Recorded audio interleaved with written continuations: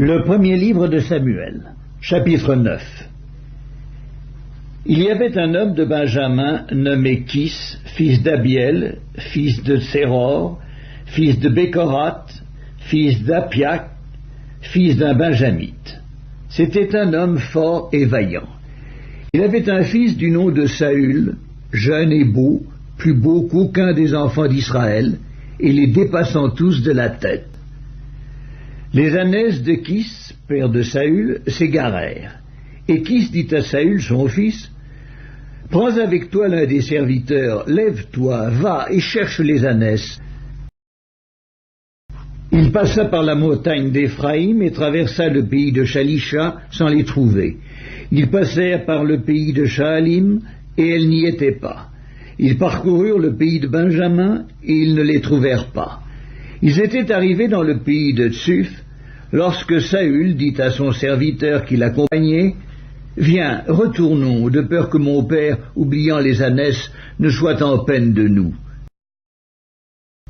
Le serviteur lui dit, « Voici, il y a dans cette ville un homme de Dieu, et c'est un homme considéré.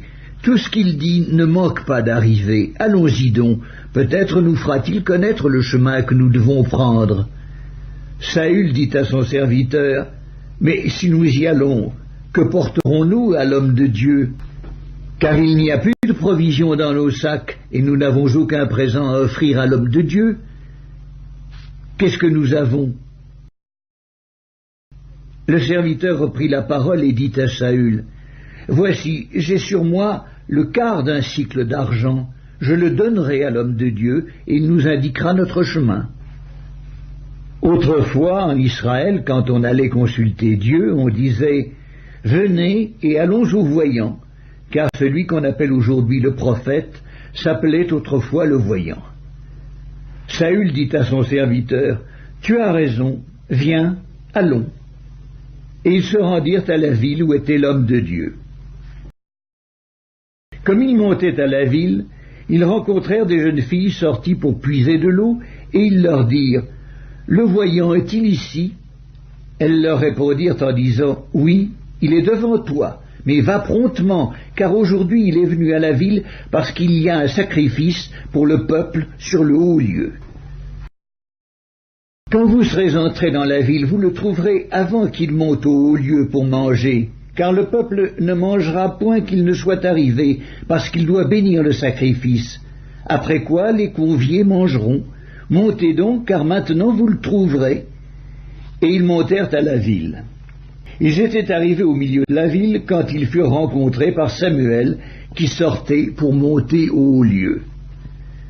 Or, un jour avant l'arrivée de Saül, l'Éternel avait averti Samuel en disant « Demain, à cette heure, je t'enverrai un homme du pays de Benjamin, et tu l'oindras pour chef de mon peuple d'Israël.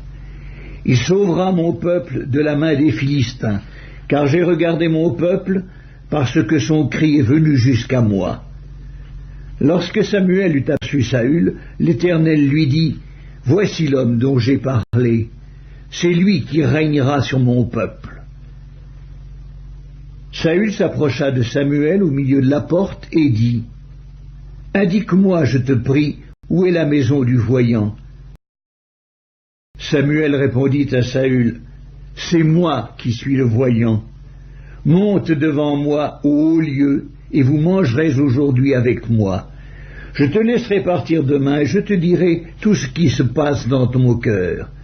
Ne t'inquiète pas des ânesses que tu as perdues il y a 3 jours, car elles sont retrouvées. Et pour qui est réservé tout ce qu'il y a de précieux en Israël?